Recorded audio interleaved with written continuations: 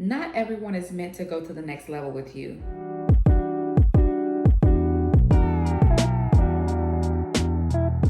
Hey family, welcome back to Transcend with Ebony. It's Ebony here dropping by with another quick message. Welcome back, everyone. If this happens to be your first time here, welcome to the family. If you happen to be listening in on the podcast, welcome to another episode. I just have a quick message for someone.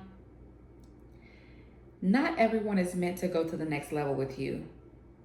Everyone cannot go to the next level. So you're going to have to reevaluate who you have in your circle, because it's time to trim that circle down a bit, because not everyone that you currently have in your circle is able to go with you to the next level.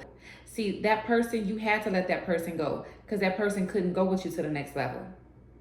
If you had tried to drag that person along with you to your next level, you would have only remained stagnant. It only would have hindered you from your growth, from your next level, from your elevation, from your transformation. You know, a lot of times we try and carry individuals with us because we love them, we care about them, or we have this certain level of loyalty towards them. And we don't want to let them go. Many times you don't want to let individuals go. It doesn't matter if you had a falling out, miscommunication, whatever it is. If you really care for that person, and as a person that's been in your life for a long period of time, it's hard to cut ties with individuals.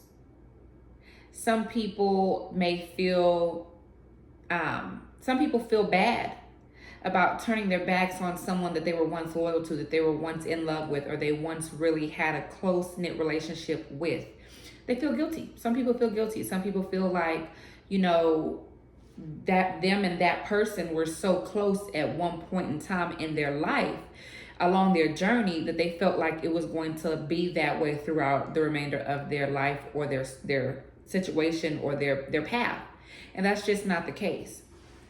You know, people are put in our lives for a reason, a season, or a lifetime. And a lot of times we mess up by thinking that certain people are meant to be in our lives for a lifetime, when in reality, they were only there for a season. They were only ever meant to be there for a season or even a reason, such as to teach you a lesson, you know, for you to grow, or for you to develop skill sets, a mindset, develop boundaries, self-love for yourself, or even being able to put your foot down, you know, and create a healthy boundaries in your life. Maybe by you being abused or misused by someone taught you that.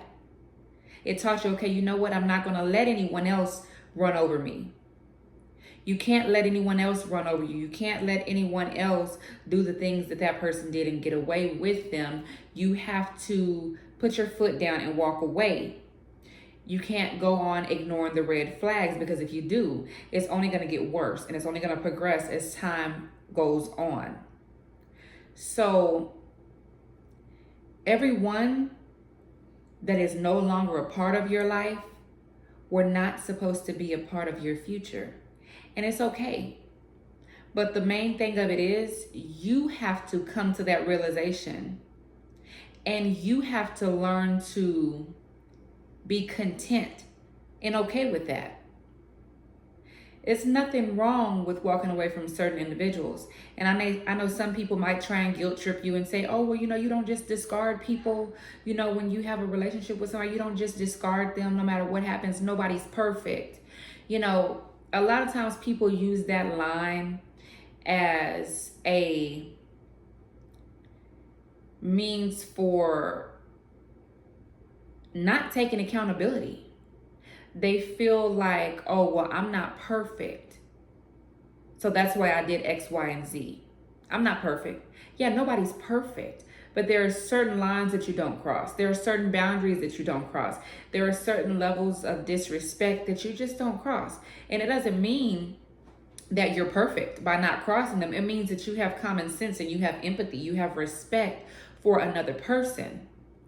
You believe in treating others how you want to be treated. Because a lot of these, especially these toxic individuals and these narcissists, they are self-seeking. They don't care how something makes someone else feel.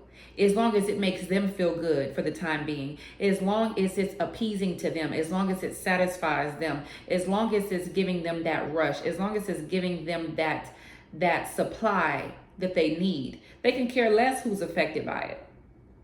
But what they fail to realize is that, especially when you have a family with them, especially when you're either married to them or have children with them, things of that nature, many times they don't realize that what they do affects you, the family, the children, the marriage, whatever the situation may be. And some of them do and just don't care. And that's a narcissist for you. It's not about your feelings. It's not about how you're offended, how you're affected, how you're hurt by it. It's about how they feel. Can they get that rush? Can they get that energy pull from you? Can they get that supply from you? That's all it's about. Can they get that money from you? Can they get that place to stay from you? Can they get that encouragement? Can you stroke their ego? It's about what you can do for them, never about what they can do for you.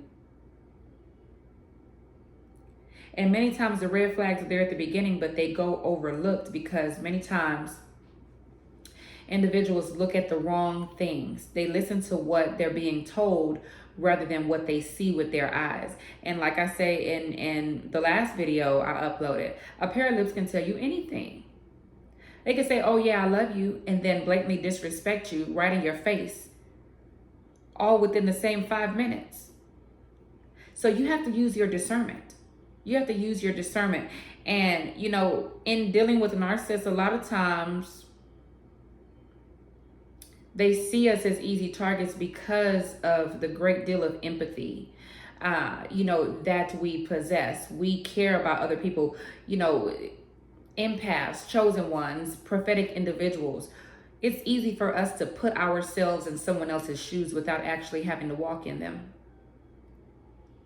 You can look at another person's situation and you can feel the emotions of that person. You can feel the pain. You can feel what that person feels as if you were walking in their shoes, and you don't have to be walking in their shoes.